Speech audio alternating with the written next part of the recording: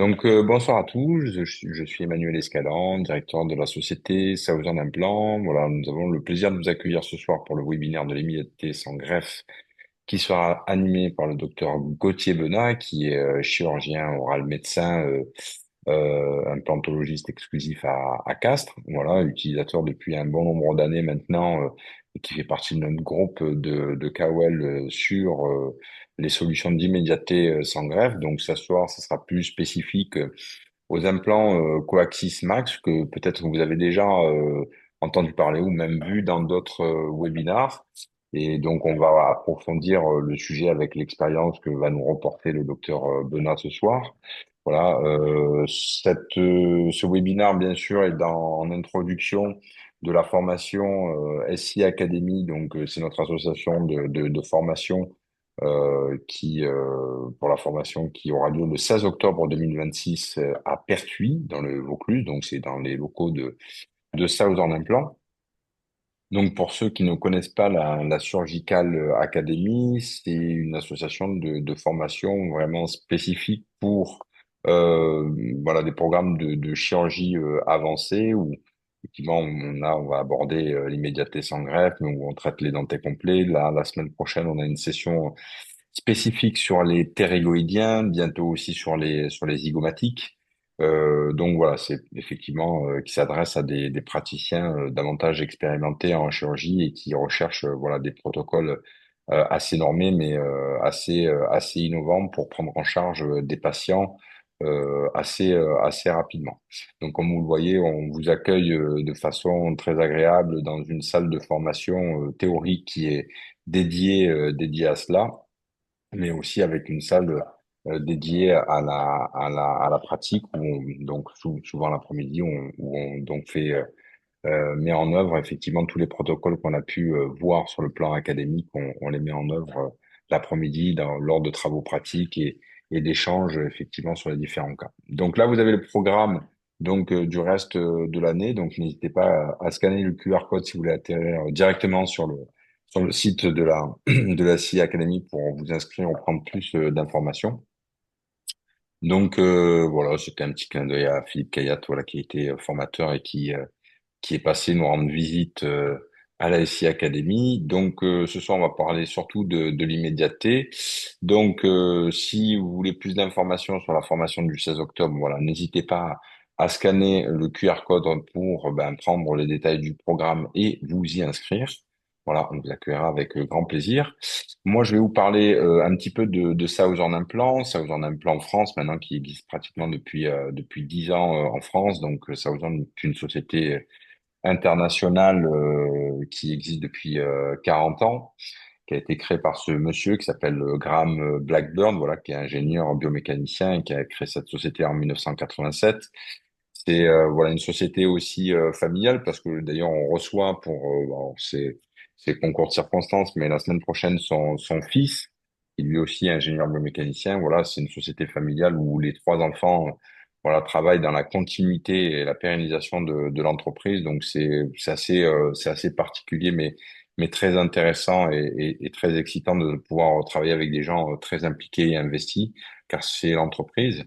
Et bon, toujours pareil, au niveau de l'histoire de l'implantologie, pourquoi l'implantologie est arrivée en Afrique du Sud, ben, c'est toujours pareil, c'est des rencontres et des situations fortuites, hein, c'est surtout né à cause de l'apartheid qui interdisait, voilà, à cause d'un embargo sur les produits européens, où effectivement, ben, Graham Blackbird et le professeur Brandmark sont rentrés en contact pour pouvoir commencer à fabriquer des composants prothétiques et ensuite des implants en Afrique du Sud. Et puis l'histoire s'en est suivie effectivement du développement avec effectivement des critères spécifiques qui étaient propres à l'Afrique du Sud, mais qui amenaient forcément des innovations et des développements particuliers d'implants voilà spécifiques. Toujours dans cette philosophie qu'avait porté Brandmark, de trouver des solutions pour que personne ne meurt avec ses dents dans un verre d'eau. Et bien effectivement, Southern aujourd'hui a un panel de solutions qui permet de répondre à effectivement à ce critère qu'avait fixé Brandmark. Et que donc Southern Implant, c'est surtout centré sur les grandes problématiques qu'on rencontre en chirurgie orale. Donc ça, ce soir, avec l'intervention du docteur Benin. Il va nous montrer effectivement avec ce qu'on voit pour le remplacement des molaires après extraction et notamment quand on doit aller exploiter des situations osseuses avec un rattrapage d'axe pour améliorer l'émergence prothétique. Bon, voilà, il y a d'autres sujets comme la périimplantite, mais ça, c'est plus lié effectivement à la connaissance des biomatériaux des états de surface. Et donc, voilà, d'autres sujets, traitement des dentés complets et reconstruction crânio-faciale, où ça, ben, on pourra le voir effectivement dans d'autres sessions de webinaires ou d'autres formations. Bon, bien sûr, ben, toujours l'objectif, c'est de vous donner des solutions pour ben, vous soustraire le plus simplement de toutes les restrictions anatomiques qu'on peut rencontrer au maxillaire et à la mandibule. Voilà, donc Southern, c'est aussi cette philosophie Expanding Proven Concept, c'est juste avoir effectivement des connexions éprouvées qui ont été reconnues par d'autres grandes marques dans l'histoire de l'implantologie, et c'est Southern qui toujours dit on va pas encore inventer une connexion propriétaire alors que voilà les praticiens sont confortables et ont trouvé effectivement voilà une certaine aisance à travailler avec une connexion ou une autre. Southern se pose effectivement à repousser un petit peu les limites du dispositif en l'améliorant et en lui adoptant en fait les concepts brevetés que peut avoir développé Southern. Donc, bien sûr, pour ça, ben, il faut avoir une bonne connaissance de l'ingénierie des biomatériaux, notamment le titane de grade 4 que nous utilisons. C'est un titane de grade 4 ultra haute résistance, donc qui était une résistance à la flexion à 920 mégapascales, qui se rapproche beaucoup en fait des, euh, des alliages de grade 5, mais sans en avoir effectivement les on va dire les inconvénients. Voilà. Donc, et on voit qu'effectivement, pourquoi on utilise du grade 4 ultra haute résistance, c'est pour son module d'élasticité et en fait permettre effectivement aux implants ben, de supporter des chocs et encore plus longtemps. Et c'est ce que vous recherchez tous, effectivement, que les traitements durent le plus longtemps possible pour vos patients. L'état de surface, c'est assez rare aussi, mais il est inchangé depuis 25 ans. C'est uniquement du sablage à l'alumine. L'alumine qui est un biomatériau, voilà, un biomatériau inerte, et voilà, c'est uniquement ensuite nettoyé avec des solvants, justement, toujours pareil, pour ne pas tremper, pour ne pas mordancer les implants dans un bain chimique qui viendrait altérer les propriétés mécaniques du titane d'une part, mais après où on ne maîtriserait pas la régularité de la surface. Donc ça, on va pas débattre ce soir. C'est un sujet toujours intéressant et passionnant. Mais bon, voilà, c'est pas vraiment le sujet. Ce qui est intéressant surtout, c'est que nous développons tous nos implants maintenant avec des surfaces hybrides, car les plus grands auteurs sur le sujet nous rapportent que, ben, clairement, c'est ce qui fonctionne le mieux. Voilà, avec de longues analyses et études pour des gens qui posent des implants depuis pratiquement 40 ans. Voilà, le débat est assez clos maintenant. Bon, il faut utiliser des surfaces hybrides et on voit beaucoup d'ailleurs, et tant mieux, de sociétés se diriger vers ce type de surface-là. Et nous, on l'analyse en interne et on voyait quand on compare des implants machinés avec uniquement du grade 4 uniquement voilà sablé et comparativement à du grade 5 sablé mordancé, on voit qu'on a un taux de corrosion qui est 15 fois supérieur. Donc voilà, la question se pose même plus. Voilà, donc je vais avancer sur ça et voilà donc cet état de surface vraiment spécifique chez nous, ou du moins ce concept s'appelle MSC, Machinette Surface Coronale. Donc les 3 premiers millimètres de chaque implant, même quand ils font 8 millimètres, les 3 premiers millimètres ne sont pas sablés et uniquement usinés. Mais donc, on a toujours une rugosité de surface, mais qui sera beaucoup moins importante que le tiers ou la partie apicale de l'implant. Voilà. Voilà. Donc, forcément, on va chercher à réduire le taux de périimplantite. Et bon, ouais, effectivement, sur les études qui nous sont aussi reportées, on voit que malheureusement, sur des surfaces un petit peu trop rugueuses, on a une augmentation assez conséquente des périimplantites. Donc, je pense que c'est aujourd'hui la bonne solution à adopter. Southern fait partie, ben, comme vous le voyez, on est très attaché effectivement à développer des dispositifs en connaissance des dernières données acquises de la science, et Southern fait partie des sociétés qui a le plus publié sur ces dispositifs à 5 ans. Donc le sujet ce soir, c'est de parler effectivement des traitements immédiats sans greffe. C'est bien de comprendre aussi comment ça fonctionne et comment on peut l'utiliser avec les dispositifs de Southern, notamment ceux dont on va parler, le Max et le Coaxis. Voilà, c'est un petit rappel aussi pour comprendre pourquoi, effectivement, ben, on va préférer faire de l'extraction implantation pour effectivement éviter de lever le périos, pour avoir une vascularisation beaucoup plus abondante et avoir une cicatrisation de meilleure qualité.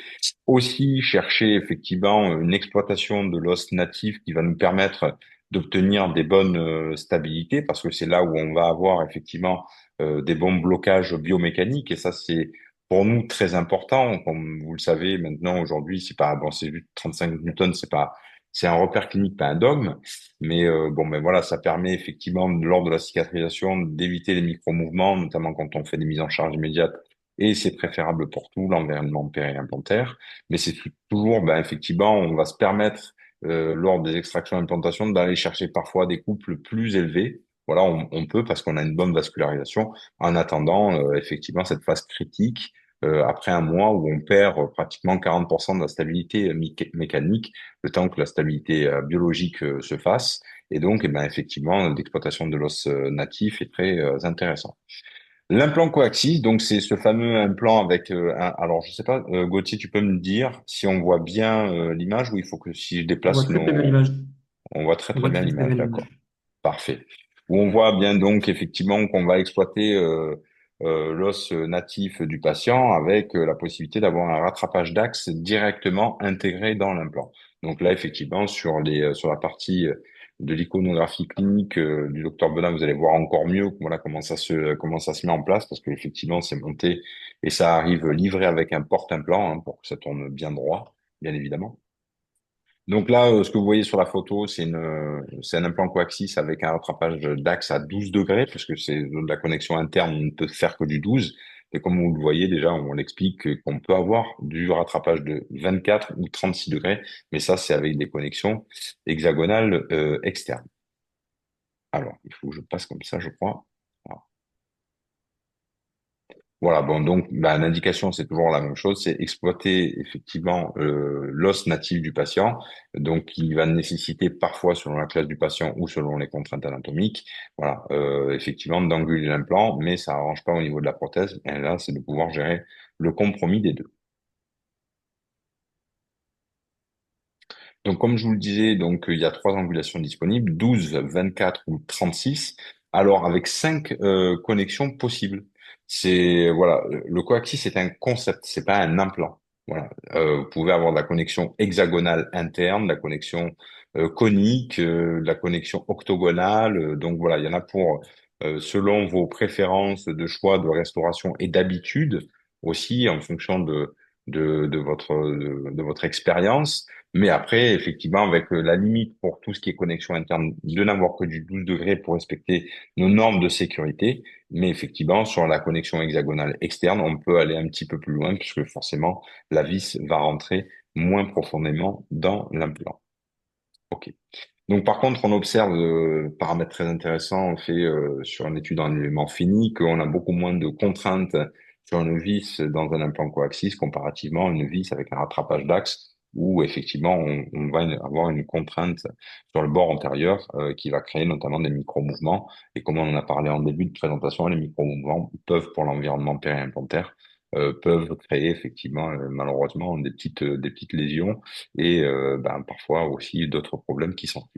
Donc voilà aussi l'intérêt, c'est que ça réduit de 41% les contraintes qui s'appliquent sur la vis de prothèse. Donc aujourd'hui, effectivement, on observe un intérêt grandissant pour ce concept clinique qui existe quand même depuis 23 ans, hein, et voilà où il y a quand même de la littérature scientifique internationale sur le sujet. Donc voilà, je pense que vous allez le voir aussi avec le docteur Benat dans les différentes iconographies. Bien sûr que ces implants aussi ont été pensés, comme je vous le disais, en connaissance des dernières données acquises de la science. Donc même sur ces implants coaxis, on a toujours un plateforme shift, justement, ben, notamment que ce soit pour le secteur antérieur ou le secteur postérieur. Voilà, et effectivement, avoir une bonne assise des composants prothétiques. Donc ça, après, Stephen Chu nous a démontré de par ses analyses et études qu'effectivement, on a arrivé avoir un gain, notamment en secteur antérieur, un gain de tissu mou assez important, effectivement, du fait de la position et de l'inclinaison du col implantaire. Je vais avancer, c'est un petit peu long parfois. Donc voilà, si vous voulez vous intéresser aux études faites sur les implants coaxies, que ce soit sur le plan unitaire ou plural, voilà, je vous invite à scanner le QR code ou à vous rendre sur notre site web où vous allez retrouver l'ensemble des études sur le coaxis.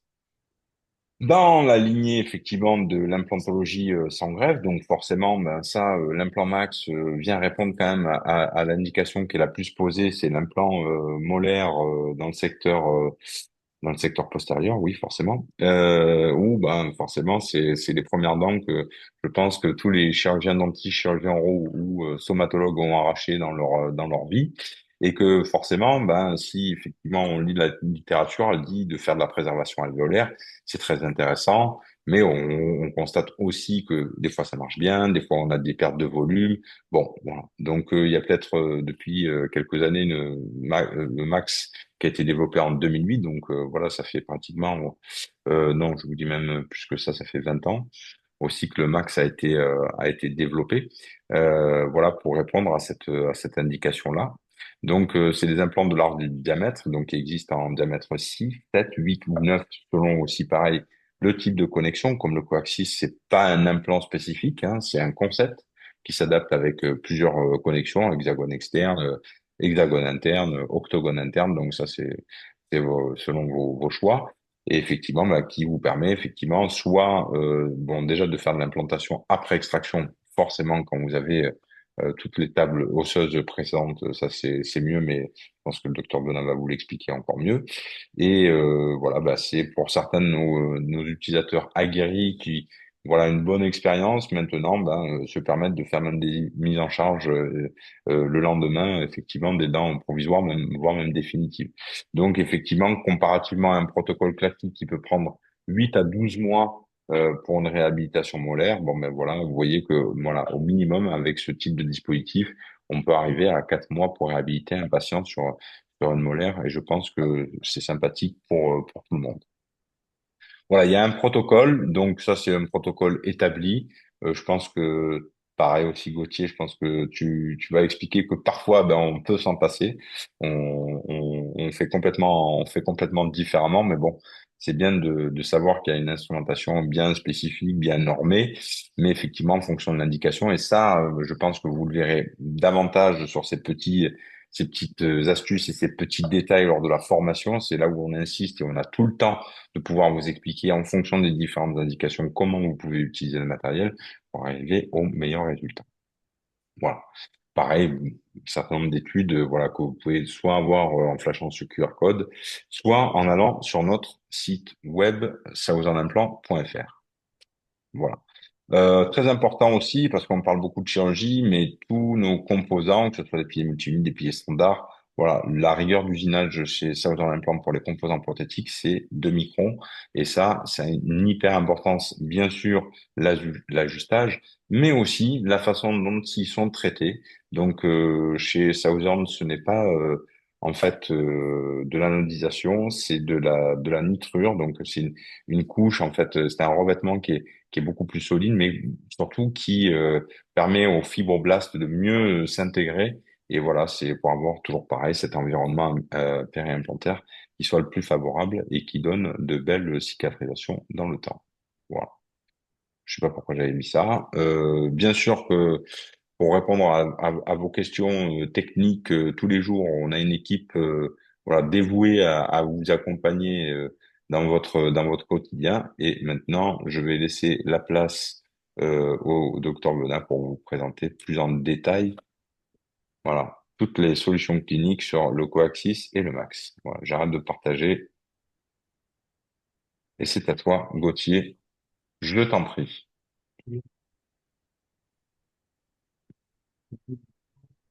Ah, je t'entends pas bien.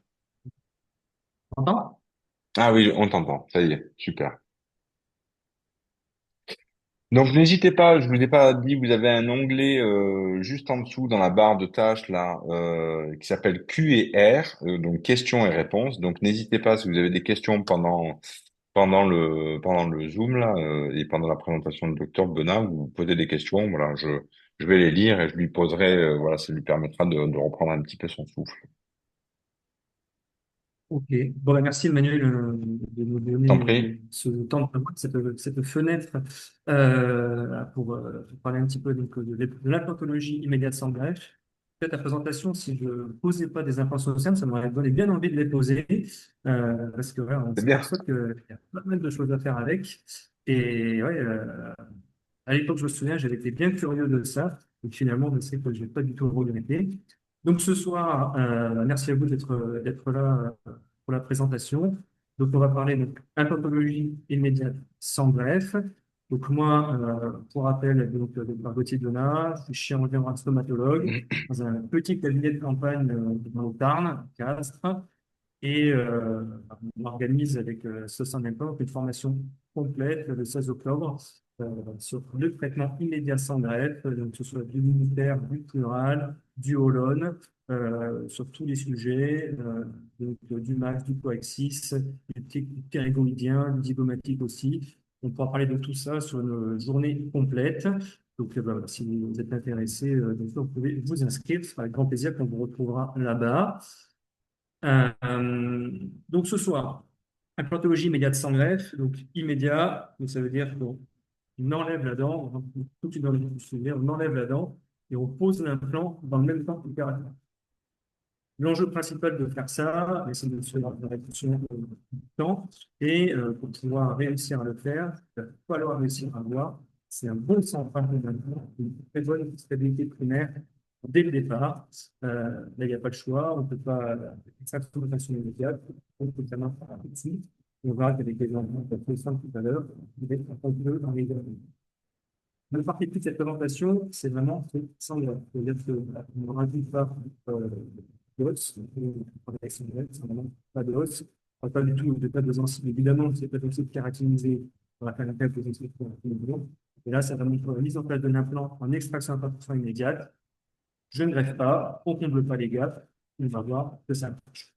Donc, le plus important, c'est d'avoir cette stabilité primaire et ce positionnement optimal de nos plans, bien sûr, par une sélection rigoureuse des indications qu'on va voir ensemble. Gauthier, Oui, ouais, on t'entend pas très bien. ah bon? Alors, je ne sais Voilà. pas pour Peut-être si vous. tu te rapproches, oui. C'est mieux là? Oui. Ah, peut-être tout à l'heure tu avais enlevé ta tête là, parce qu'on voit toujours effectivement. C'est mieux ou pas? Oui, c'est mieux. Déjà, C'est c'est beaucoup mieux. mieux. Ah, peut-être que ça résonne un peu, non, c'est possible. Oui, peut-être. Peut-être c'est ça aussi. Attends, si je peux bouger, je peux aller dans une pièce où ça résonne moins si tu veux. Que je fasse ça? Non, non, mais ça va, ça va. Non, non, c'est bien là. Non? Ok, Très bien, ça marche. super. Donc, si ça va pas, vous me dites pas. Ok, je pourrais bouger. Mais Donc, tu as toujours ta tête sur l'écran. là, c'est mieux là ou pas? Non, non, tu sais, tout à l'heure, tu as changé la Ah, présentation, j'ai tu changé n'as un fait truc? que, tu avais changé. Non, non, mais tu avais mis que la présentation. Et là, qu'est-ce qu'on voit là? Ben, en fait, tu es en haut, bien sûr, hein, mais on voit ta tête en plein milieu de la présentation. Ah bon, alors pourtant, attends, c'est pas normal, parce que moi, je vois juste la présentation. Alors, attends, pourquoi je vois ça? Tac. C'est la manipulation que tu as faite tout à l'heure. Alors, attends, si je fais partager, peut-être si je fais ça. Voilà, parfait. Super. Ah, parfait, ok. Bon, désolé, Merci. Pas de avec plaisir. souci. Ouais, c'est sûr que ma tête, ça sert pas à grand-chose, on s'en fiche un peu. Ok. Donc, je reprends. Donc, pourquoi c'est surtout donc, cette implantation immédiate sans greffe? Pourquoi c'est spécifique au niveau des molaires? Parce que les molaires, il y a plusieurs racines, il y a des larges alvéoles. Le septum, bah, il est toujours très variable. Un coup on en a, un coup on en a pas. Et surtout, on a des structures anatomiques. Le sinus ou le nerf alvéolaire inférieur, il va falloir réussir à s'adapter avec tout ça pour réussir à mettre un implant immédiatement après l'extraction. Très souvent, moi, ma problématique première, c'était, avant que je connaisse le max, c'était mince. Je veux enlever la dent, je veux mettre l'implant. Comment est-ce que je vais le faire, sachant que le septum n'est pas large? Il y a le nerf juste en dessous, j'ai peur que ça ripe, le forêt. Est-ce que je mets dans la racine mésiale, dans la racine distale, mais dans ce cas-là, prothétiquement, c'est moins bon. Sachant qu'on a vu juste avant que c'était hyper important d'avoir un bon centrage, une bonne stabilité primaire. Donc, c'était des problématiques que j'avais tout le temps et qui sont spécifiques aux zones molaires. Et c'est pourquoi c'est hyper important, avant de vouloir mettre l'implant, de préparer cet alvéole. Donc, la préparation de l'alvéole, ça dépend bien sûr de l'implant que vous voulez mettre. Si vous voulez mettre un implant standard, il faut préparer le septum. Si vous voulez mettre un implant max, des fois, on va en parler tout à l'heure, mais le septum, en fait, on l'enlève comme ça, on a une grosse alvéole et on met l'implant max. L'idée, bien sûr, c'est de bien sûr nettoyer complètement cette alvéole, surtout s'il y a des infections. Ce qu'on verra aussi, on fait l'extraction, même s'il y a une infection, on pose l'implant quand même. Qu'est-ce que dit la littérature? Donc, il y a quelques diapos de littérature pour quand même ancrer le discours par rapport aux textes qui sont publiés. C'est que en molaire immédiat, on a des études, mais elles sont majoritairement non randomisées. Mais les preuves sur la survie, elles sont solides avec supérieur à 98% à un an. Et soi-disant plus d'échecs avec des implants très larges. Néanmoins, voilà, c'est des études qui sont avec des faibles niveaux de preuves. Il n'y en a pas 36. Mais néanmoins, voilà, l'idée, c'est de se dire, la littérature dit que ça marche, autant essayer de le faire. Indication sans greffe. Donc, comment est-ce qu'on sait qu'on a un bon candidat à dire j'enlève l'implant, j'enlève la dent, je mets l'implant, surtout je ne greffe pas? Toujours les trois critères. Donc, stabilité primaire, obligatoire, avec bon centrage de l'implant. La littérature dit absence d'infection aiguë. En pratique, en tout cas dans mon cabinet, dans ma pratique au quotidien, pour moi, c'est plus un critère du tout. Les parois acceptables, c'est-à-dire effectivement avoir de l'os en vestibulaire, avoir les tables vestibulaires, table palatine ou linguale. Effectivement, il faut de l'os pour faire tenir l'implant. Et bien sûr aussi un patient compliant. En pratique, les patients normalement ils sont bien éduqués. Et donc finalement, sur ces quatre critères que dit la littérature, pour ne pas greffer, le seul qui est vraiment, les deux seuls qui sont vraiment fondamentaux, c'est la stabilité primaire et les parois autour de l'implant. Donc finalement, c'est que l'os disponible qui est vraiment fondamental. Donc, sans greffe, qu'est-ce qu'on peut dire sur le sans greffe? Et surtout, qu'est-ce qu'on peut pas dire sur le sans greffe en fonction de la littérature? En fait, la littérature indique que greffer, effectivement, ça marche mieux. On a un petit bénéfice tissulaire au niveau osseux, au niveau gingival. Néanmoins, on a aussi plus de comorbidité parce que plus on en fait, plus on rajoute de l'os, des membranes, des gestes, des points de suture ou autres, on augmente la comorbidité et parfois, donc du coup, aussi le risque d'échec. Donc certes, la greffe osseuse, elle a un petit effet marginal sur le niveau osseux. Donc, en conclusion, on pourrait se dire, bah oui, donc c'est plus de comorbidité, dans ce cas, pourquoi ne pas greffer? C'est exactement la question que je me suis posée, et puis je l'ai mis en pratique, et c'est vrai que maintenant, je ne greffe plus. Et par contre, comment est-ce qu'on sécurise le sans-greffe? C'est-à-dire que je mets un implant, mais il y a des trous partout autour. Comment est-ce que je sais que ça va le faire? Là, pareil, il y a quelques études qui sont sorties de grade faible. Quand c'est une chirurgie à main levée, ce qui compte le plus important, c'est la préparation pré-extractive, comme on l'a dit, euh, la préparation alvéolaire, comme on l'a dit tout à l'heure, où on enlève la dent, on nettoie tout, on prépare vraiment l'alvéole de la dent, ou alors guide, pourquoi pas, chirurgie guidée en zone molaire, ça marche aussi, ça aide bien, mais toujours faut-il qu'il y ait bien sûr le niveau osseux minimum pour venir ancrer cet implant. Donc en pratique, euh, sécuriser son sans greffe, ça dépend vraiment de la précision de le positionnement de l'implant et de la stabilité primaire. On va voir tout à l'heure qu'avec le max, ça, c'est des problématiques qui sont balayées complètement et qui ne se posent même plus. Et enfin, la mise en charge. Donc ça, c'est le facteur le plus, entre guillemets, dangereux. C'est-à-dire que sur une molaire, la mise en charge, c'est ce qui provoque le plus de complications et d'échecs. Euh, Moi, personnellement, je ne fais pas de mise en charge immédiate en zone molaire parce que c'est au fond, parce que mes patients n'en veulent pas. En tout cas, ils ne sont pas demandeurs. Donc, moi, en fait, je mets juste un plan, la vis de cicatrisation et j'en reste là. Vous pouvez toujours faire une mise en charge. Soit vous la faites bien sûr à 3 mois, hein, comme après l'ostéo-intégration. Mais si vous le faites immédiatement, ben, il y a plus de complications. 3 fois plus au niveau en précoce et 2 fois plus en tardive. Donc ça, la mise en charge en zone molaire, pour moi, c'est pas essentiel et du coup, je n'en fais pas. Et ben, c'est à vous de voir dans votre pratique ce que vous souhaitez faire. Donc, l'algorithme décisionnel donc, de la molaire sans greffe. La littérature elle dit que c'est juste une option de niche en zone molaire et qu'il faut le faire que si tout est favorable. Donc on a vu qu'il fallait plein de critères pour que ce soit favorable. Ça nécessite bien sûr de faire un CDCT. On va regarder les parois, le septum, l'os apical, le nerf, le sinus. Il faut bien sûr enlever la dent de façon atraumatique, ça c'est fondamental. Enlever la dent de façon atraumatique, ne pas casser l'os, sinon c'est sûr s'il n'y a plus de paroi, effectivement, bah, il n'y a plus d'implant possible. Il faut qu'on ait une très bonne stabilité primaire dès le départ. Et si jamais la stabilité est limite ou il n'y a pas assez d'os, bah là, par contre, on ne met pas d'implant, on laisse tomber, on greffe et on fait ça plus tard. C'est ce que dit la littérature. Et si on fait ça, bah, 98% de survie molaire en immédiat. Donc la littérature, elle dit qu'il ne faut pas greffer que si tout est très favorable. En pratique, on verra que ben, en fait, on peut, avec les techniques et avec les implants Southern, aller beaucoup plus loin que ça. Enfin, une autre question, quand il y a une infection périapicale, est-ce qu'on peut mettre un implant? Donc là, la littérature elle a répondu, elle dit oui, ça fonctionne. C'est date de 2024, c'est tout récent, hein.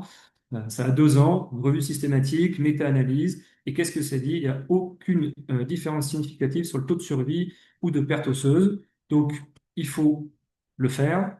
C'est recommandé maintenant. S'il y a infection périapicale, on peut venir mettre l'implant tout de suite, sous réserve, bien sûr, d'avoir bien enlevé la dent, d'avoir enlevé tous les tissus, donc bien cureter à fond, donc désinfecter comme il faut, de bien irriguer avec de la chlorhexidine ou ce que vous voulez, ou de la bétadine, pour que ce soit vraiment nickel, et bien sûr, avoir une stabilité primaire au niveau de cet implant qui soit euh, suffisante pour faire tenir l'implant. Et du coup, faut-il systématiquement greffer le gap périimplantaire? Donc ça, pareil, c'est la liste de la littérature. Qu'est-ce qu'elle dit, la littérature? Elle dit, s'il y a moins de 2 millimètres, pas besoin de greffer. S'il y a plus de 2 millimètres, ah ben là, il faut greffer. Donc, c'est ce qu'on veut, mais il faut greffer. En pratique, bah, moi, je ne le fais plus. Je ne greffe pas, même si j'ai plus de 2 millimètres par endroit. Et surtout, avec le max, c'est très très large. Bah, cette question des 2 millimètres, finalement, bah, elle se rencontre de moins en moins parce que, de facto, le max, il va prendre toute la place de l'alvéole, donc il n'y a plus besoin de greffer. Donc, la littérature me dit bien sûr de choisir un implant de diamètre adapté pour minimiser le gap. C'est juste évident, c'est ce qu'il faut faire. Il faut aller au-delà d'utiliser ces implants standards de 4 ou 5 millimètres de diamètre. Il faut avoir dans son cabinet toute une gamme d'implants pour pouvoir pallier tous les cas cliniques, pour pouvoir réussir cette extraction implantation immédiate. Au cabinet, j'ai tous les diamètres possibles et j'adapte en fonction. Je n'ai pas juste un implant, j'ai tout ce qu'il faut pour au cas par cas être certain de réussir ma chirurgie et de remplir ma promesse faite au patient, de l'avoir mis, moi je vous le fais en une seule fois, j'enlève tout, et vous repartez avec l'implant, et 3 mois plus tard, on fait la couronne définitive. Vous avez gagné 6 à 9 mois. Voilà, il faut avoir au cabinet, il faut être équipé pour ça, c'est vrai, mais bah, après, une fois que c'est fait, une fois qu'on a l'équipement, bah, après, ça se fait tout seul. Donc, en pratique, qu'est-ce que ça apporte? L'extraction palpation immédiate. Ben, pour le patient, il vient qu'une fois. Il vient qu'une fois sur le fauteuil. Il passe un temps réduit au fauteuil. Ça lui coûte moins cher. Il y a moins de morbidité post-opératoire. On préserve les tissus. C'est-à-dire que moi, il n'y a pas de lambeaux. Donc, les gencives ne bougent pas. Je ne touche pas à l'os. Vraiment, je reste anatomique. Je viens mettre l'implant dans l'anatomie que j'ai. Je me débrouille pour mettre l'implant avec l'alvéole que j'ai. Point barre. C'est tout ce que je fais. La seule chose que je peux toucher, c'est le septum. Il n'y a que ça, ou le plancher sinusien à la rigueur, le remonter un petit peu, on le verra tout à l'heure. Mais vraiment, le but, c'est de garder l'anatomie initiale euh, et donc respecter tous ces tissus, ne pas toucher les tissus. Moins on touche, mieux ça va. Donc les patients sont très contents, ils ont bah, très peu de douleur, ils sont souvent très inquiets. Ah bon, on fait tout d'un coup, vous allez voir. Et effectivement, ils ont très peu de douleur et bah, du coup, bah, ils reviennent pour faire d'autres implants ensuite. Et donc voilà, on maintient l'esthétique et on remet en fonction bah, à 3 mois avec la couronne. Donc on a gagné beaucoup de temps par rapport à un protocole standard. Et bien sûr, pour nous, en tant que chirurgien, eh ben, on va exploiter chirurgicalement, c'est intéressant parce que l'anatomie est toujours différente. on décide en paire opératoire ce qu'on va faire. Alors certes, on a planifié avant sur le Conbeam, mais c'est en paire opératoire. Et donc ça, c'est un petit effort intellectuel, mais c'est hyper intéressant de se dire, ah là, qu'est-ce que je peux faire? J'ai un septum, j'ai des racines comme ça, j'ai une infection, j'ai le sinus pas loin, le nerf pas loin, j'ai l'os ici, là, comment je vais faire? Ça, c'est intellectuellement, c'est très sympa à faire parce qu'on n'est pas juste, c'est pas juste planter un clou dans de l'os au bout de 6 mois, c'est vraiment venir faire de la chirurgie au niveau de cette alvéole. Bien sûr, le fait de enlever, de mettre l'implant tout de suite, on préserve les tissus encore une fois, donc on préserve l'os festal. L'implant, lui, il est guidé dans l'alvéole. Donc un implant standard tout fin de 4 mm, vous mettez dans l'alvéole, bien sûr, il peut partir à droite, à gauche. Il faut aller choper un ancrage apical, c'est pas du tout évident. Le max, on verra après, il est gros, on le pose dans l'alvéole. Et ben, même s'il n'est pas parfaitement axé, ben, l'avantage du max, c'est qu'il est assez rond, on peut même le sortir un petit peu, le réaxer et le remettre. C'est impossible à faire avec un implant standard. Le standard, il est long, on a peut-être 10 mm. Vous ne pouvez pas venir ensuite le redéplacer comme vous voulez. Vous avez fait le trou, c'est foutu. L'implant max, vu qu'on se sert de l'anatomie, on peut le réaxer si on le veut. Ça, c'est quelque chose aussi qui est très très pratique et que j'adore faire. Si jamais je me plante un peu sur l'axe, eh bien, tac, je peux le redresser. Il n'y a pas de greffe osseuse. On simplifie le protocole au maximum. Je n'ai même pas de point de suture, c'est-à-dire que j'ai juste enlevé la dent, j'ai mis l'implant, la vis de cicatrice, une petite compresse et c'est fini. Pas de lambeau, pas de point, pas de greffe, enfin, rien. C'est hyper simple à faire au final. Et les patients, bah, ils sont très contents de ça. Et bien sûr, les résultats, bah, ils sont prédictibles. Ça fait maintenant ouais, 3-4 ans que je le fais et bah, ça marche très très bien. Et jamais, jamais, jamais, je reviendrai en arrière. C'est pas possible. C'est pas possible. Donc la littérature, elle est claire, elle dit implantation immédiate sans greffe, ça fonctionne. Et encore faut-il avoir les bons outils pour le faire. Donc là, on va parler des implants Max que Emmanuel vous a présenté tout à l'heure et le Coaxis, un implant avec le rattrapage axial angulé. Donc le max, vous voyez là, il a une jolie forme. Donc là, c'est un max de 9 mm de long, peut-être plus court de 7 mm. Donc là, il est beaucoup plus rond et il va permettre encore plus facilement de se relaxer. Il a une forme très particulière, notamment au niveau de l'apex. Vous voyez, l'apex, il est très large, il est plat cet apex. Ça, j'adore parce que, notamment au niveau du sinus, vous allez pouvoir repousser la membrane sinusienne avec cet implant.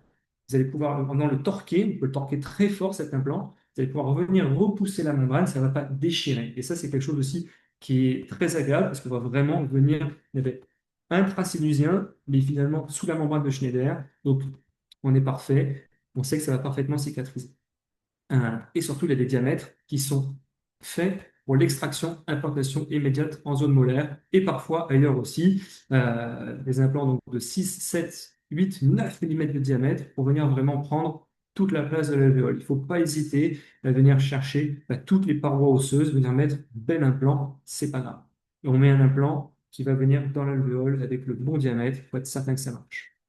Donc le max, pour moi, c'est un outil qui permet de m'assurer que quoi qu'il arrive, je vais avoir une stabilité primaire. Et ça, c'est l'objectif principal, c'est avoir cette stabilité primaire. C'est pas certain que ça marche à tous les coups. Il peut y avoir une infection périimplantaire, quelque chose qui ne se passe pas bien, ça peut arriver.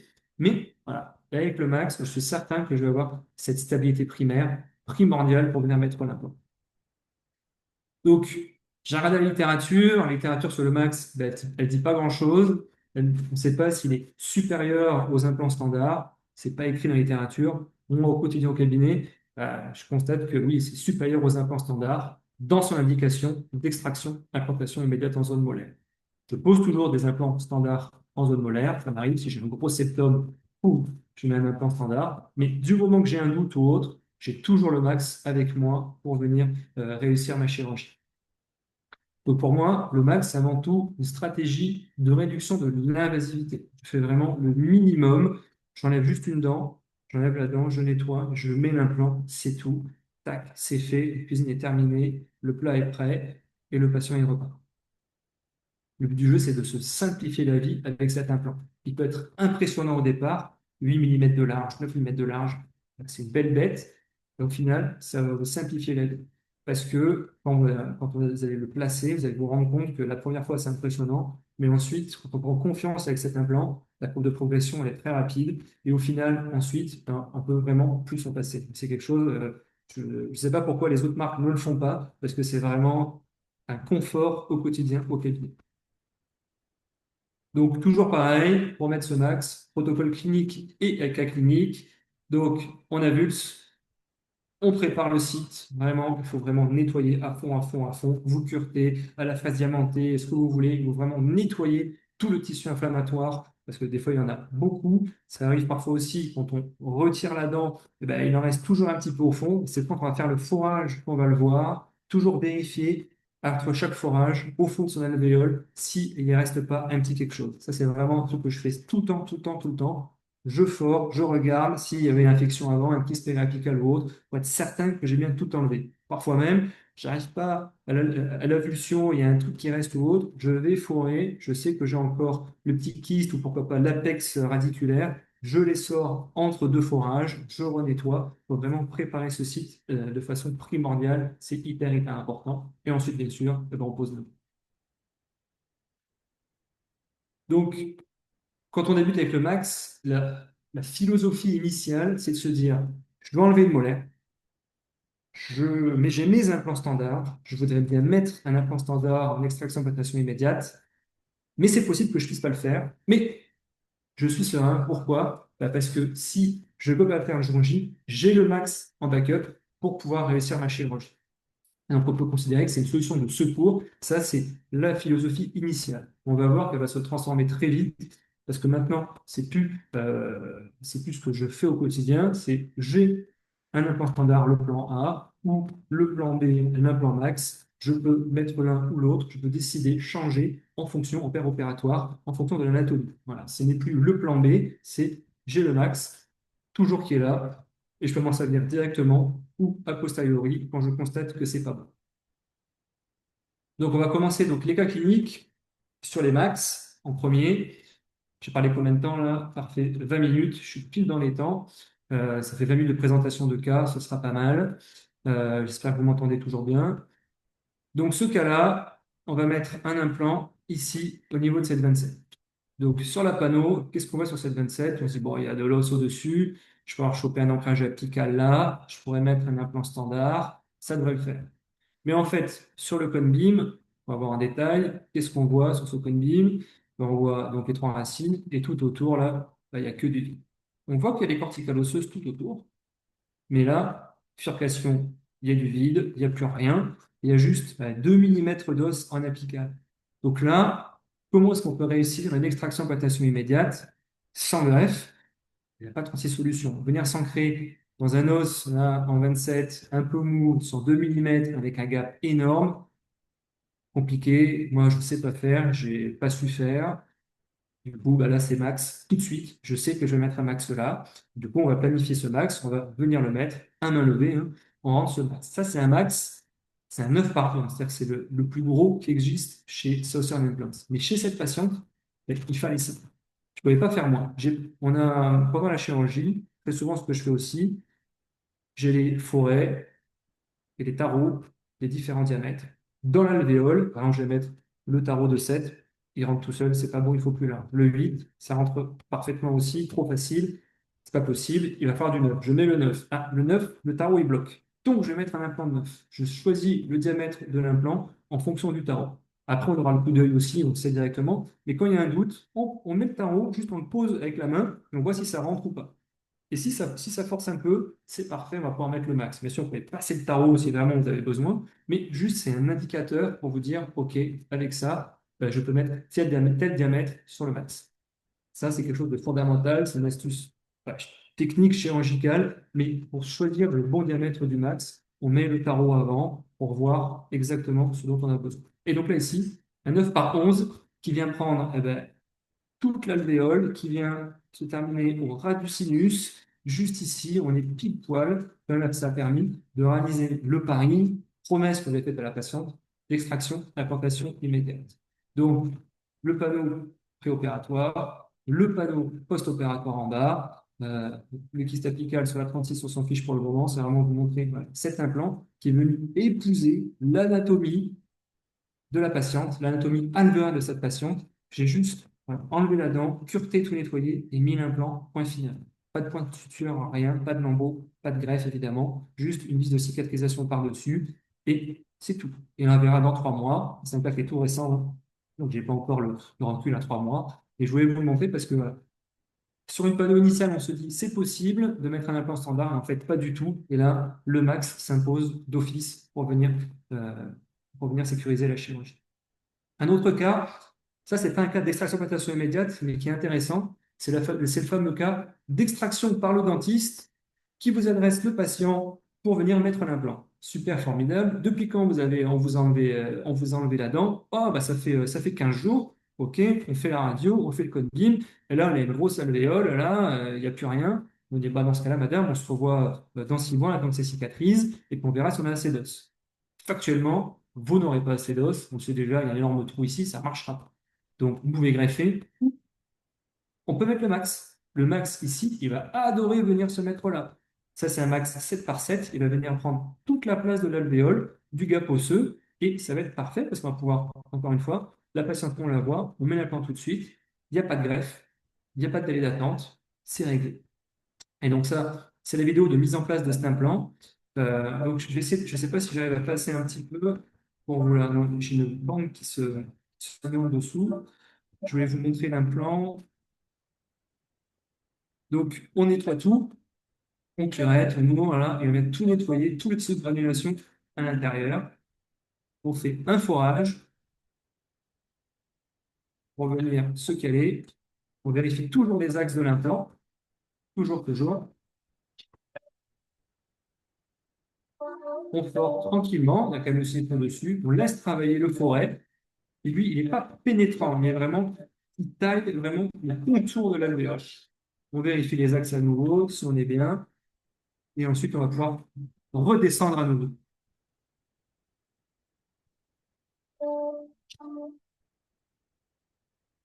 Et là, ça descend.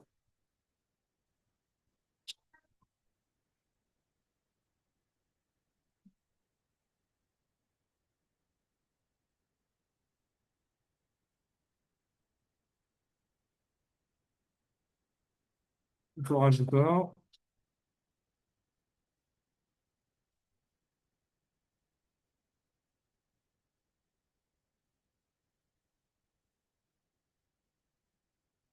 Forage terminal. Il y a 3 forêts dans ce cas. Donc, on va mettre un implant de 7 par 7.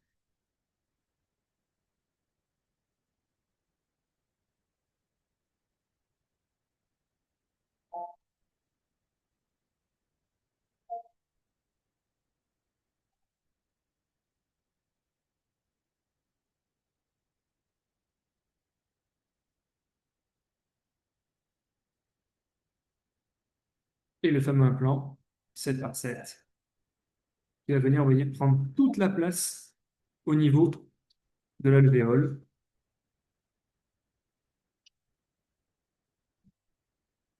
35 newtons.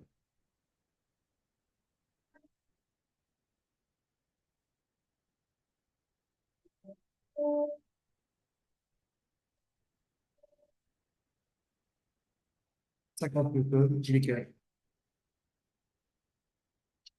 On vérifie toujours la profondeur de l'implant par rapport à la crête osseuse. C'est un implant qu'il faut mettre légèrement sous cristal. 2 mm, c'est parfait. Et si on fait ça, on est bon. Bien sûr, on vérifie les axes. On enlève le porte-implant qui est vissé dans l'implant.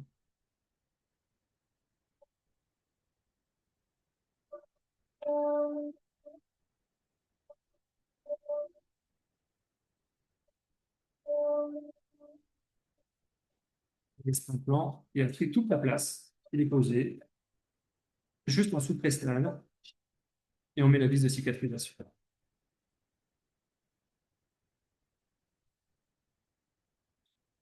Autre cas de max, je ne sais pas, vous m'entendez toujours.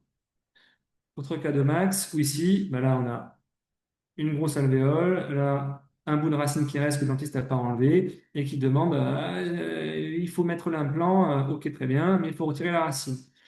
Chez ce patient, une molaire là, une molaire ici, et pourtant, on a un max, un implant standard. Alors, en fonction, j'adapte en fonction de l'os disponible.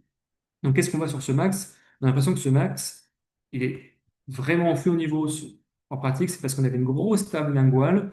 Ici, on le voit très bien. Mais ici, en vestibulaire, On n'avait pas beaucoup, pas beaucoup. Donc, on est venu se mettre juste au ras, un tout petit peu en dessous cristal de cet implant. Et pour venir le positionner parfaitement, à distance du nerf toujours. Et il a pris toute la place de l'alvéole, du vide qu'il y avait.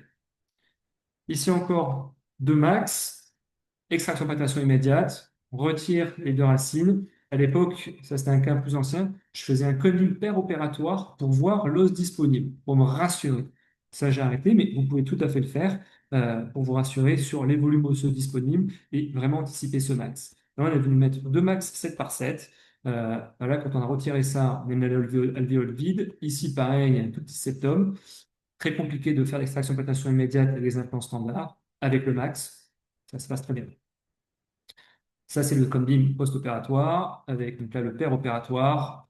Et ici, le max au niveau du maxillaire qui vient se poser au ras du sinus, pareil là. Et en bas, l'implant max au niveau de la mandibule qui vient se poser aussi pile poil dans l'alvéole qui était fourni sur cette mâchoire vraiment en S, hein. Ben, l'implant max 7 par 7, vous allez me dire c'est un implant court, ouais, il fait que 7 millimètres de long, mais son diamètre de 7, ben, ça compense largement le contact osseux d'un implant un petit peu plus long et de diamètre inférieur. Un implant 7 par 7, c'est une surface osseuse largement plus importante qu'un 4 par 10 par exemple. Parfois, le max, on le met pas sur les molaires, on le met mais sur les prémolaires. Par exemple, ce cas-là, j'ai prévu un implant standard. Un plan standard sur la prémolaire, je veux retirer cette prémolaire, on coupe le bridge, on enlève la prémolaire, et je me suis retrouvé avec un espace extrêmement large au niveau de l'alvéole et bah, très peu d'os au-dessus pour venir ancrer l'implant. Bah, là, pas le choix. Plan B, j'ai le max. Un max 7 par 11 qui vient se mettre parfaitement entre les deux dents. Donc, j'ai pas touché l'alvéole, j'ai juste mis l'implant. J'ai même pas fourré. J'ai juste mis l'implant directement dans l'alvéole, zéro fourrage. Parce que parfois, ça arrive aussi. On ne fore pas, on met l'implant directement dans l'alvéole et on se retrouve pile poil au ras du sinus. On le voit un peu mieux ici sur le plan beam. Et on a vraiment épousé l'anatomie qui nous était fournie, offerte même, je dirais, pour venir mettre un implant. Vraiment pas de forage, on peut venir mettre un implant directement. Ça m'arrive très régulièrement, même de passer par parfois un seul forêt, et tout de suite on met un. Ce cas-là aussi qui est très récent, où il y a une grosse infection. Grosse infection, ici il y a 2 gros kystes, avec, il a fallu retirer la dent, on nettoie tout, et on va mettre l'implant directement. Ben, l'implant, si je le mets directement, on voit sur la panoramique ici, on a l'impression que il flotte, quoi. Il n'est pas ancré. Pas ancré, apical, il n'y a rien, devant, il n'y a rien. En fait, si, cet implant, il s'ancre sur les parois externes, sur les corticales vestibulaires et linguales, il vient se caler directement, parce qu'avec sa forme conique, en haut, au niveau cristal, en haut, au niveau 1, ici, il est beaucoup plus large. Il vient se caler là. Et cet implant, il est calé ici, à 35 newtons par centimètre, à cet endroit-là, au niveau cristal, et dessous, et ben dessous, en fait, on ne greffe pas, on le laisse cicatriser. Dans 3 mois, on fait un contrôle, scanner, et on voit si l'os a bien cicatrisé. Si jamais il y a un petit retard de cicatrisation, parce que parfois l'os a un peu plus de temps, ok, on reportera la mise en charge un petit peu, mais normalement, dans 3 mois, l'os il cicatrise, il a du titane, il adore ça, venir se coller au titane, tout ça, ça va se remplir d'os tout seul. La nature, elle fait très très bien les choses. Il faut laisser faire mère nature, elle est là pour ça. Elle voit un implant, elle voit de l'os, les ostéoblastes adorent ça, vont venir dessus, et tout ça, ça va cicatriser. Le cas que je vous ai montré précédemment, il y avait un implant standard et un implant max, c'était celui-ci. Où là, on voit, j'avais un joli septum, implant standard, là, je mets le dual vide, je mets les deux. Je mets les deux implants, ils sont posés, et je mets juste la vis de cicatrisation, et le patient, il repart comme ça, juste avec les vis de cicatrisation posées sur les deux implants. C'est tout. Je laisse tel que. Je vais vendre une compresse, tant que le caillot se fasse, donc là, il y a un gap supérieur à 2 mm, je laisse faire la nature, elle va le faire. Là, je l'ai revu la semaine dernière, il est revenu à 3 mois pour contrôler. Vous voyez, j'avais juste mis les deux vis de cicatrisation, j'ai touché à rien d'autre. La nature, elle est revenue reboucher. On a un beau bandeau de gencives kératinisées tout autour. Voilà. On est en zone molaire, donc l'esthétique est moins importante. On travaille moins à ce niveau-là. On travaille vraiment ici la simplicité du geste et la comorbidité minimale du geste. On est le moins invasif possible. Donc là, 2 implants sont venus. Voilà, on est reparti juste avec les deux vis de 6-4. et bah, la gencive c'était légèrement ouvert. La nature a cicatrisé, elle a fait elle-même des choses convenablement. Même un petit défaut d'hygiène, hein, on voit que là, c'est pas très bien brossé, pourtant ça a parfaitement cicatrisé. Pareil avec un axe, ici, on voit un petit peu, quand on le met en place avec une vis de cicatrisation, les bourrelets gingivaux qu'on arrive à avoir, ça c'était les petits slogans, là, c'était les petites pubs Instagram, vous pouvez retrouver du coup sur mon Insta. Et voilà, j'ai bien aimé ce bourrelet gingival magnifique avec le max. Et on voit, voilà, hein, le max qui est devenu la cicatrisation osseuse qui est parfaite, la gencive qui est parfaite, les Corès, ça les adore. Pareil sur celui-ci, extraction implantation immédiate, on met l'implant, le patient il repart comme ça. Je touche à rien d'autre. Je décolle pas la gencive pour faire amer le bord à bord, je ne veux pas faire ça, je ne fais plus ça. Je ne veux pas décoller, je garde vraiment la vascularisation du périos, je garde absolument l'anatomie du patient et grâce à ça, on obtient des résultats qui sont top avec un implant voilà, qui a vraiment comblé l'espace alvéolaire. Là, je vais vous montrer comment on planifie un max sur un cas qui parfois peut être limite, on se dit je ne vais jamais y arriver. Donc ça, c'est le logiciel de planif où on voit en bas, bah donc ici, je veux mettre un max sur cette 16. Je vais être limité là. Là, ça va être compliqué de venir mettre un max, parce qu'il n'y a pas de hauteur. Et pourtant, on ne lâche pas l'affaire. On essaye vraiment de venir mettre cet implant. On voit que les infections périapicales sur les deux racines, on voit que le sinus il est procident au niveau de la bifurcation. Comment on va faire? Donc, on teste sur le logiciel les différents max. On vérifie les diamètres, 7, 8, 9, les longueurs. On va pouvoir choisir cet implant. Pouvoir choisir l'implant. Donc là, je vais tester avec un 7 par 7. Ça me paraît un petit peu court, pas assez large. Donc on va tester tous les diamètres. Ça, vous voyez vraiment sur la planif ce que ça donne quand on change. Je me suis dit que c'est intéressant de vous le montrer, les différences de taille directement. Donc là, on repasse avec un 8, un peu plus large, un petit peu mieux. Si on essaye le 9, le 9 c'est beaucoup trop large. Le 9, là, il prend trop de place. On est en mésial et en distal, on est trop proche des racines ici, ça ne me plaît pas trop, donc le 9, c'est pas la peine. Mais le 8, il me plaît bien. Le 8 par 9 ou 8 par 7. Le 8, là, on est bien en mésodistal. La hauteur en 7 ou en 9, pourquoi pas. On essaie de repositionner l'implant correctement. On vérifie sur les coupes et on se dit, ah, ça, c'est pas mal. Et par contre, on a le sinus qui procident et les infections périapicales. Donc là, j'aurai zéro ancrage apical quoi qu'il arrive. J'aurai rien. Là, c'est pas possible, il va y avoir du vide. C'est pas grave. Le max, il va venir se mettre, encore une fois, sur l'os disponible autour de lui. Donc ça, c'était la vidéo. Je vais vous la passer vite. J'enlève la dent, des forages, un petit Summers pour remonter le plancher sinusien. Là, c'était indispensable, mais toujours sans greffe, hein. Ensuite, si ça veut bien tourner, non, ça ne veut pas. Forage, je vais vous montrer un autre forage et l'implant qui arrive. Donc pareil, on le met en place cet implant max.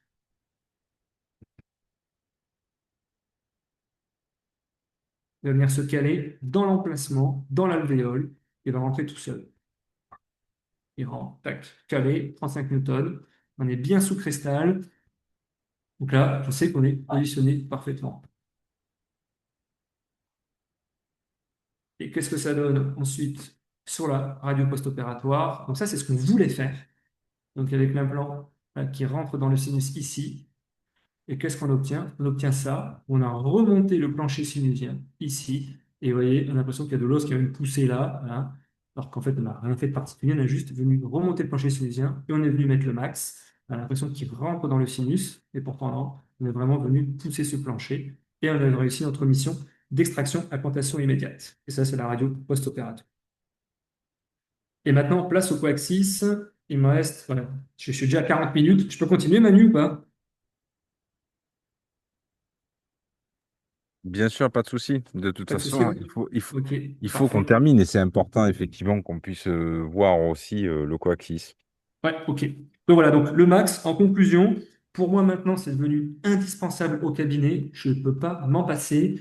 Euh, la littérature dit certaines choses, il y a certaines choses qui sont validées, on l'a vu. Et au final, avec le max, on peut aller plus loin. On peut venir résoudre des problématiques largement plus complexes avec cet implant, parce que le design de cet implant permet d'aller beaucoup plus loin pour peu qu'on respecte les quelques critères de bien préparer l'alvéole, de bien nettoyer, et ensuite de faire confiance au max, et surtout ensuite à la nature qui cicatrise parfaitement. Avant de passer au coaxis, Ouais, Gauthier, s'il te plaît, il y a une question. Quelle est la prescription post-op? prescription post-op, bonne question. Alors déjà, prescription post-op, c'est antibiotique pendant une semaine, systématique. Soluprène 3 jours. Et je mets toujours du paracétamol et du Nefopam, donc palier 1, palier 2, et bien sûr du bain de bouche. La prescription post-op, c'est toujours la même pour toutes mes chirurgies. En pratique, les patients, ils prennent un ou deux Doliprane le soir, le jour quand ils se couchent, pour être sûr que ça aille bien. Et quand ils reviennent la semaine d'après, ils disent, ah bah finalement, c'est quoi, j'ai pris deux Doliprane et c'est tout, c'est incroyable, j'ai pas eu mal. Voilà. Mais par contre, fondamental, antibiotique pendant une semaine. Je fais même mieux, moi, je donne de l'antibiotique avant l'intervention pour que au moment où on va opérer, notamment quand il y a des kystes apicaux, il y a toujours un passage bactérien dans le sang. Donc je leur donne, comme dans les recommandations sur les pathologies cardiaques, 2 grammes d'amoxicilline 1 heure avant l'intervention, ou de la dalacine s'ils sont allergiques, pour être certain qu'ils ont de l'antibio dans le sang, au niveau osseux, quand on les opère. Là, au moins, je le fais systématiquement. C'est pas recommandé non plus, mais au moins, je sais que je suis tranquille. Encore que c'est pas recommandé, mais je le fais parce qu'il y a eu un jugement, une juge qui a décidé qu'il fallait le faire. C'est pas dans nos recommandations, mais il y a un praticien qui a été condamné parce qu'il n'a pas mis d'antibiotiques avant l'intervention. Il faudra que je retrouve le jugement, mais à cause de ça, notamment, maintenant, antibiotiques en paire opératoire 1 heure avant, à titre systématique, notamment sur les implants. Est-ce que j'ai Merci, répondu à Gauthier. la question? Non, tu peux passer au coaxis. On peut enchaîner. On peut enchaîner? Ok. Donc l'implant coaxis, Emmanuel vous en a parlé, ça c'est pareil, c'est fabuleux comme implant. Il n'y a qu'eux qui le font, ils seront copiés. Implant avec le rattrapage axial intégré dans l'implant. On arrive à allier l'axe prothétique et l'axe osseux. Incroyable. Avant, surtout en secteur antérieur, on était toujours embêté avec la mise en place de l'implant, les piliers angulés, quand il y en a plusieurs, ou comment on fait quand c'est de l'unitaire. L'implant coaxis, bah, pour moi, il a résolu tout ça. Il y a plus de compromis. Je concilie os et prothèse avec cet implant en une seule séance. Donc, rattrapage de 12 degrés la plupart du temps, hein. 24 et 36, c'est que sur les implants hexagone externe. Et 12 degrés, en fait, 12 degrés, c'est l'axe naturel d'une incisive. Entre la racine et la couronne, il y a 12 degrés. Ben, le coaxis va copier cette nature, il va venir rattraper cet axe de 12 degrés. Le coaxis, on le met en secteur antérieur, surtout pour rattraper au niveau des incisives, mais pas que. Par exemple, ça c'est un cas que je voulais vous montrer, en zone molaire, où on a une mandibule qui n'est pas très large, avec un défaut osseux en vestibulaire, une mandibule un petit peu en S. Et bah, si on met un implant standard, qu'est-ce qu'on voit? On voit qu'on sort l'axe implantaire, il n'est pas du tout adapté à l'axe prothétique. On sort quasiment sur le bord lingual de la molaire. Mais heureusement, on a le coaxis. Le coaxis va permettre de rattraper de 12 degrés cet axe et de venir sortir pile poil en plein milieu de la molaire. Donc ça, tout de suite, axe osseux, axe prothétique, c'est fait, c'est validé. Donc bien sûr, on va aller avec le coaxis. Donc là, c'est un coaxis qui a peu de hauteur d'os, c'est un coaxis de 4 par 8. Il est venu se mettre en plein milieu, et on le voit là au niveau du scanner, du cone beam. Donc c'est un tissu level, hein, donc c'est pour ça qu'il dépasse. Il y a le col transgingival, ne vous affolez pas. Cet implant, il est posé parfaitement à distance du nerf, 1,5 mm. Au niveau cristal, on est parfait. Et au niveau prothétique, on est parfait aussi. Voilà, on a tout rattrapé en une seule intervention. Pas de greffe, pas de compromis prothétique, pas de compromis des bonnes vagues d'un implant. On est juste parfait grâce à ce coaxis. Ça, c'est la photo clinique. Donc, qu'est-ce qu'on voit? Eh bien, on voit donc l'axe prothétique ici, donc là, parfait. Et là, bah, l'axe osseux, vous voyez la différence. Donc, ça, c'est quand on met l'implant, ben, bien sûr, on est lingo-versé, en tout cas, lingo-vestibulo-versé, mais l'axe prothétique est parfaitement rattrapé. On voit le tournevis ici qu'on vient mettre pour ensuite démonter le porte-implant et venir mettre la vis de cicatrisation. Donc ça, c'est un cas que j'ai fait tout récemment, je crois, au niveau de cette prémolaire. Je crois qu'il y a les vidéos sur celle-ci, où extraction implantation immédiate. On veut mettre un implant et très souvent, au niveau des prémolaires, en fait, on a la bosse canine au niveau de la canine et après on a la fosse canine. Mais la fosse canine, bah, très souvent, l'os il est concave au niveau des prémolaires, comme au niveau antérieur. Il est concave au niveau des prémolaires et quand on veut on a souvent une belle hauteur d'os, mais si on veut l'axer parfaitement par rapport à l'axe prothétique, on est embêté parce que bah, si je mets l'implant bien droit, eh ben, je vais sortir en vestibulaire au niveau apical et ça, c'est pas bon. Donc, on va venir faire l'extraction, implantation immédiate. Donc là, bon, on retire la ratiche, je vous le passe vite. Ici, hop, on fait les forages, forêt pilote, le forêt 2-2-2. Je passe vite pour gagner un peu de temps, hein. Et l'implant. Donc l'implant, ici, voilà, on va venir le positionner dans l'alvéole. Donc là, on a l'impression que l'axe prothétique est bon. En fait, c'est l'effet de parallaxe de la caméra qui donne cet aspect. Mais en fait, l'implant est vestibulé. Et donc, vous voyez ici, quand il tourne, là, vous avez la vis qui apparaît. La vis ici, la vis prothétique. L'axe prothétique, il est là. Donc là, l'implant, il se cale à 35 newtons. Et ensuite, ben, on va monter jusqu'à 50. Et ensuite, il va falloir faire en sorte de venir mettre la petite vis côté palatin pour pouvoir être parfaitement axé prothétiquement. Donc la vis, c'est côté palatin, mais ils sont malins chez Southern. Ils vous ont mis une petite encoche sur le diamètre opposé. Donc si l'encoche est vestibulée parfaitement, l'implant, l'axe prothétique, la vis parfaitement positionnée en palatin. Donc là, voilà, l'implant, il est posé. Et ensuite, on va juste venir dévisser ce porte-implant. Donc, vous allez voir le tournevis qui va arriver avec le rattrapage axial, où on sort parfaitement là, au niveau prothétique. On voit bien la différence.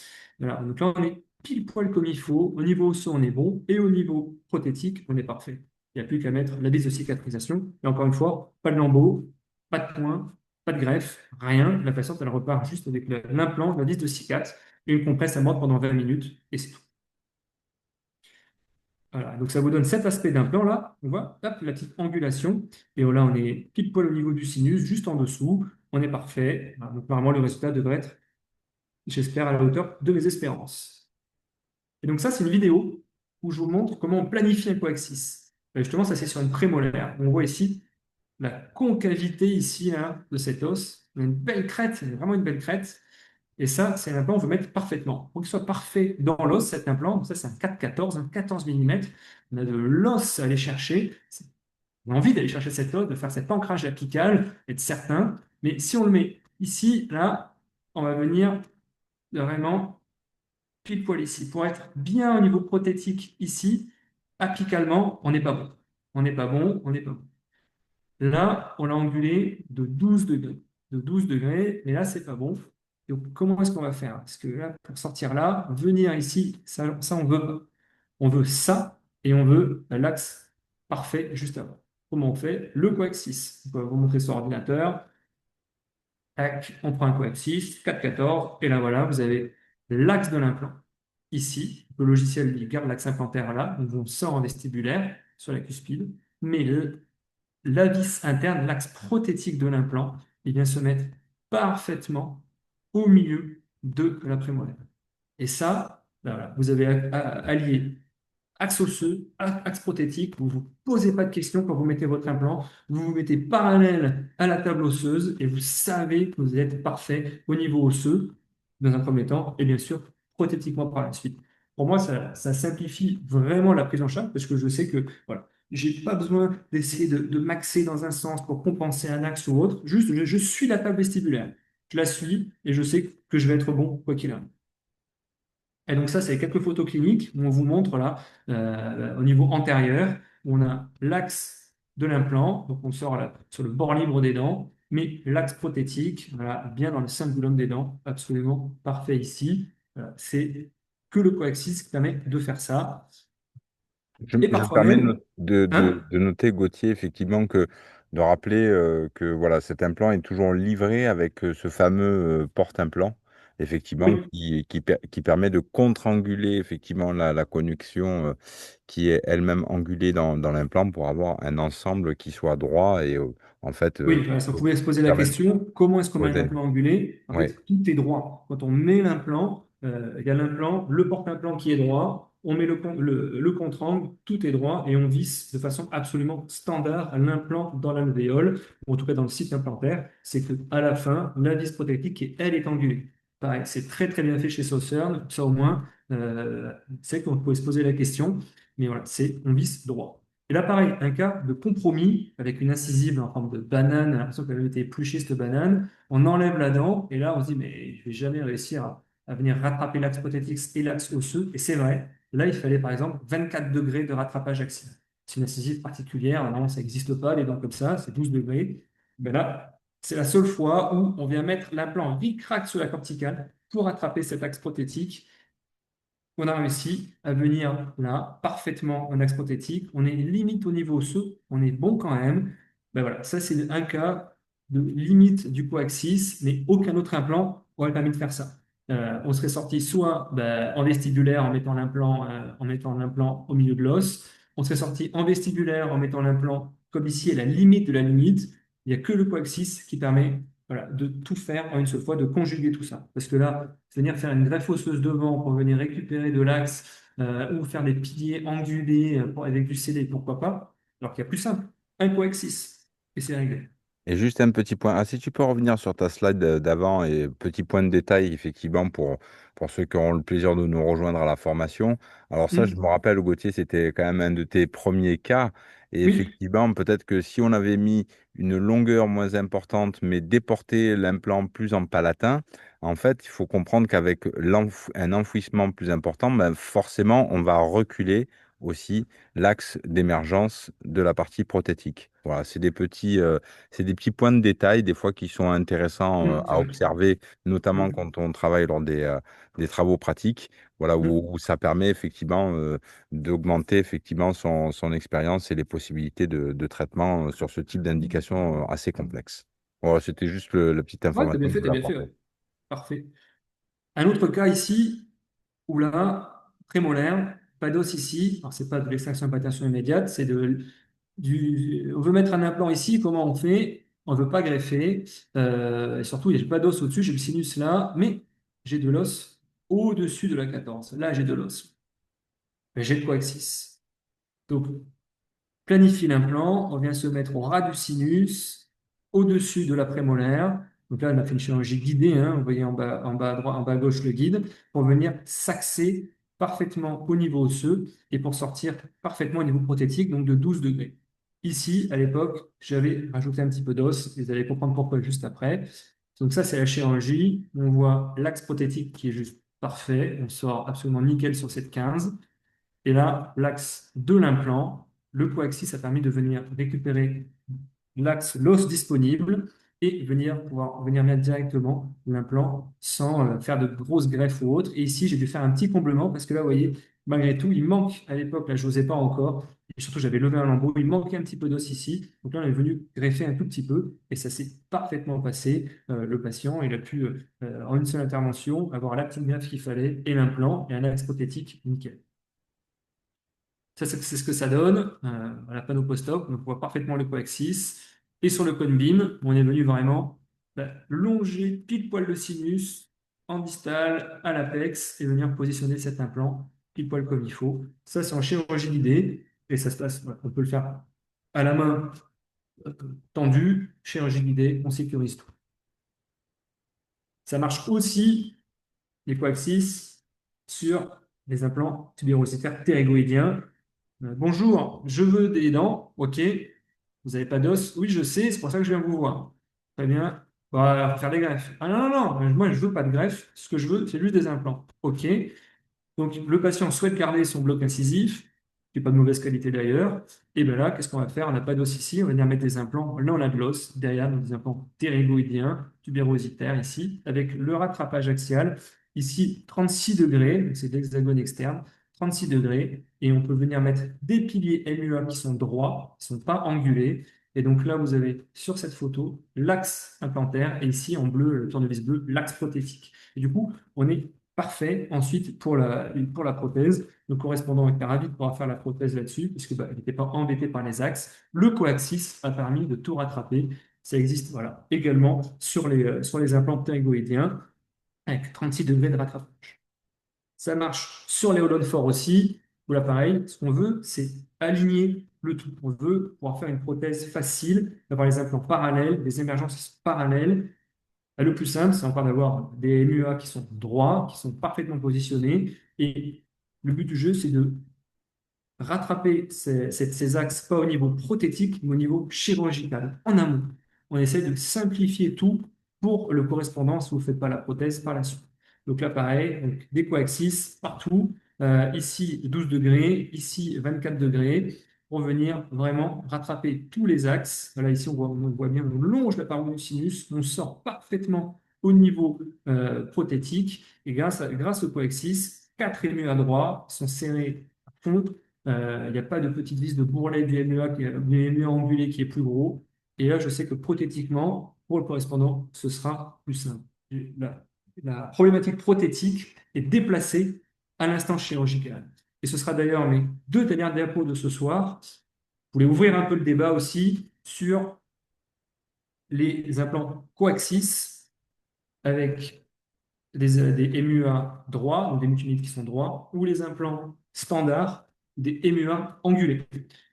C'est un petit tableau comparatif, il y a un petit peu de lecture, mais pour moi, c'était important parce que dès que je peux, je mets des MUA qui sont droits parce que je mets des coaxis avant. Pourquoi? Parce que le MUA angulé, on sait que les forces occlusales, elles sont excentrées, donc il y a un effet de levier, un cisaillement. On sait que les contraintes osseuses, c'est au niveau de la crête osseuse marginale. Il y a une bosse de matière, le pilier est plus large, c'est désaxé. On doit venir chercher le tournevis dans un axe qui n'est pas forcément facile. Et on peut avoir une divergence des connexions qui ne sont pas faciles à gérer quand on recherche un axe commun pour venir faire la prothèse. Le coaxis, lui, règle tout ça. On a les forces qui sont le MUA, l'implant par-dessus, boum, ça part droit, il n'y a plus de cisaillement, il n'y a plus tout ça. On distribue les contraintes de façon physiologique sur l'implant. L'émergence prothétique, elle est bonne, on parallélise. Voilà, tout est au niveau du col de l'implant, c'est parfait. Les puits d'accès sont parallèles, c'est très joli, on est parallèle, c'est parfait pour la prothèse. C'est obtenu d'emblée dès la chirurgie et pas venu après en je change avec un mur angulé pour rattraper un axe ou autre. Ça a été fait avant. Donc, on a moins de bras de levier, moins de résorption osseuse, plus d'espace pour les tissus mous, pas de contrainte d'accès avec les tournevis et l'insertion du bridge est de fait plus facile puisque les MUA sont droits. Voilà, donc, je mets aussi des implants standards avec des MUA angulés en fonction des correspondants, mais dès que je peux, coaxis et MUA droit pour simplifier la vie prothétique par la suite. Et deuxième diapo de conclusion, de débat, d'ouverture du débat sur les ASC. On a parlé tout à l'heure, Emmanuel l'a évoqué, donc je vais l'évoquer très rapidement. L'implant coaxis, il permet de rattraper l'axe, et du coup, ici, on a des tissus, on a des tissus mous, on a de l'os, on ne se retrouve pas ici où c'est pincé. On a un puits implantaire étroit, la vis est droite. On n'a pas un gros espace dans la céramique là, pour venir caler ce pilier avec rattrapage axial intégré dans le rattrapage axial du tournevis avec la vis ASC. Donc, le coaxis, ça permet aussi, en antérieur notamment, de simplifier la partie prothétique. Pareil, quand on met un ASC, rattrapage, les contraintes sur la vis, ça fonctionne pas dans l'axe, c'est angulé, tandis que sur un coaxis, on travaille dans l'axe de l'implant et on voit d'un côté il y a plus de rouge, de l'autre il y a plus de bleu. L'implant, forcément, et surtout la vis prothétique, travaille moins, donc il y a moins d'usure prothétique à ce niveau. Et je ne sais pas si vous faites de l'ASC, moi ça m'arrive d'en faire de temps en temps. Il y a un truc que j'ai beaucoup de mal, c'est que quand je visse de soi, j'ai l'impression de ne pas visser. De ne pas visser, de ne pas dévisser. On ne sent pas bien, on n'a pas une bonne préhension, j'ai toujours peur de foirer cette tête de vis. Parce que, je ne la vois pas, et j'ai toujours peur de la foirer. Avec un implant coaxis, la vis elle est droite, je n'ai pas de souci à ce niveau. Le profil de l'émergence, il est meilleur avec le coaxis, puisqu'on avait vu on peut venir, la gencive a plus de place, l'os a plus de place pour venir se mettre en place, notamment au niveau vestibulaire. Ça travaille dans l'axe et le puits de vis est beaucoup plus étroit, donc plus esthétique aussi. Donc, les 2 techniques existent, je fais les 2, mais pensez au coaxis pour vous simplifier la vie. Ça peut être aussi simplifier la vie le correspondant qui fait la prothèse derrière, c'est quelque chose pour moi là, qui rentre en ligne de compte. Avec ce coaxis, je sais que derrière, tout est plus simple. Et mine de rien, quand on démonte une prothèse une fois, deux fois, trois fois, qu'on a peur à chaque fois de forer la tête de vis, ben, on se retire du stress avec une vis droite. Voilà.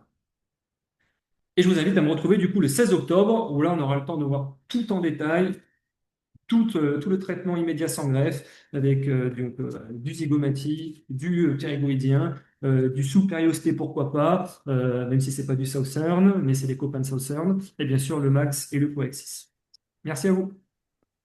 Gauthier, merci beaucoup. Merci à tous ben voilà, d'être tenus en haleine hein, par tout ce que tu nous as montré ce soir et qui, j'espère, aura donné envie effectivement à l'ensemble des participants de nous rejoindre le 16 octobre. Alors, aller vite parce qu'on a un nombre de places limité pour rester qualitatif dans la formation. On reste pour un maximum 10 personnes, effectivement, pour avoir un petit groupe et un espace d'échange assez dynamique lors de ces journées. Donc voilà, n'hésitez pas à vous inscrire. De toute façon, on se permettra de vous envoyer pardon, les liens pour retrouver le programme et l'inscription. J'ai peut-être. Ah ben voilà, on te remercie. Voilà, ta conférence était très intéressante.